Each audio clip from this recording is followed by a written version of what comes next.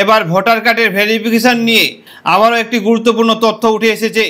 আপনারা অনেকেই জানতে চেয়েছেন যে 2002 সালে ভোটার লিস্টে বাবার নাম রয়েছে, সেক্ষেত্রে ছেলে বা মেয়ে ওই ভোটার লিস্ট দেখিয়ে বা ওই ভোটার তালিকার ডকুমেন্টস দেখিয়ে ভোটার ভেরিফিকেশন করতে পারবেন।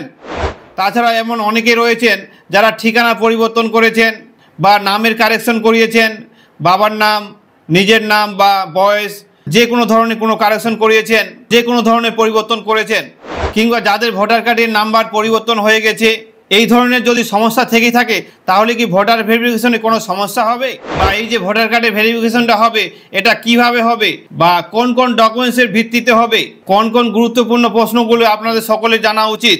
তো চলুন এক এক করে আমরা সমস্ত প্রশ্নের উত্তর দেখে নিই। তবে তার আগে ভিডিওটি আপনি কোন জেলা থেকে দেখছেন সেটা অবশ্যই কমেন্ট বক্সে কমেন্ট করে জানাবেন। আর আপনি যদি আমার এই চ্যানেলে নতুন দর্শক হন তবে চ্যানেলটিকে সাবস্ক্রাইব করে অল নোটিফিকেশন অন করে রাখবেন সবার আগে ভিডিও পাওয়ার জন্য।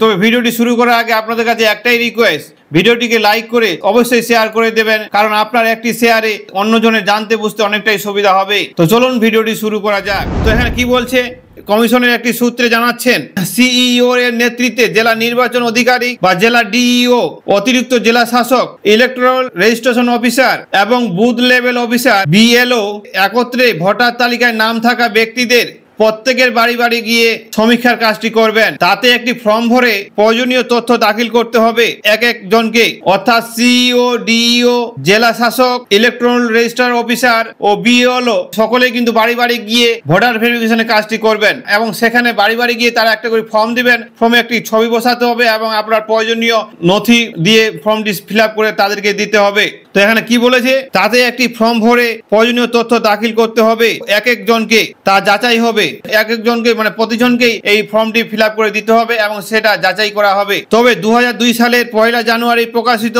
এসআইআর তালিকায় নাম থাকা ব্যক্তিদের অতিরিক্ত নথি দেওয়ার প্রয়োজন হবে না।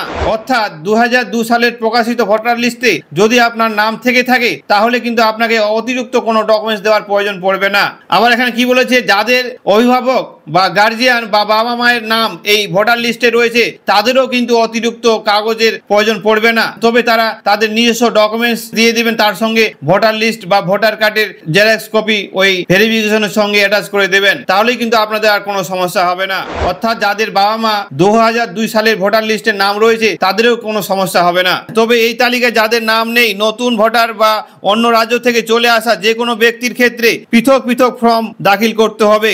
অর্থাৎ 2002 ভোটার লিস্টে যাদের নাম নেই, নতুন ভোটার বা অন্য রাজ্য থেকে ভোট ট্রান্সফার করে নিয়ে এসেছেন, তাদের দুজনকেই কিন্তু পৃথক পৃথক ডকুমেন্টস দিয়েই এই ফর্মটি ফিল আপ করতে হবে।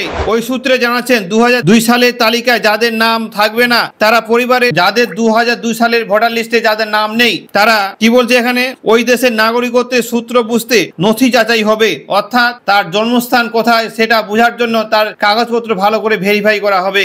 এই প্রক্রিয়াটি অনলাইনেও চালানো যাবে, তবে এই প্রক্রিয়ায় রাজনৈতিক দলের বুথ লেভেলের কর্মীরাও অংশগ্রহণ করতে পারবেন। তো আপনারা কি বুঝতে পারলেন, যাদের 2002 সালে ভোটার লিস্টে নাম রয়েছে তাদের কিন্তু কোনো টেনশন করার ব্যাপার নেই।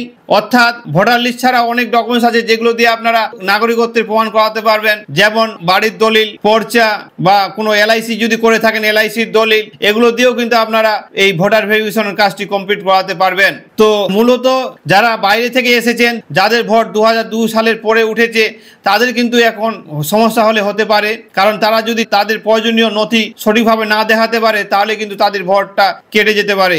যাদের ভোট 2002 সালে ভোটার লিস্টে রয়েছে তারা কিন্তু অলরেডি ভেরিফাই, কারণ 2002 এর লিস্টটি ভেরিফাই করা হয়ে গেছে যে এরা ইন্ডিয়ান। তো আপনারা বুঝতে পারলেন, অযথা কোনো টেনশন করার কোনো ব্যাপার নেই।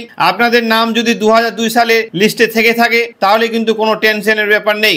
তবে অনেকের আগের ভোটার লিস্টে নাম এক ছিল, এখন আর এক করে দিয়েছে, এটাই একটা সমস্যা যারা মনে করছেন তাদের ক্ষেত্রে বলা হচ্ছে আপনারা পুরাতন যে ভোটার কার্ডটা রয়েছে সেই কার্ডটা রাখবেন এবং নতুন যে ভোটার কার্ডটা আছে সে দুটাই শো করাবেন যে আগে এই নামটা ছিল এখন কারেকশন করে এই নামটা হয়েছে, বা আগে এই ভোটার নাম্বার ছিল এখন এই নাম্বার পরিবর্তন হয়ে এই ভোটার নাম্বারটা হয়েছে। এইভাবে আপনারা ডকুমেন্টসটা সাবমিট করাবেন, বুঝিয়ে বলবেন, কোনো অসুবিধা হবে না।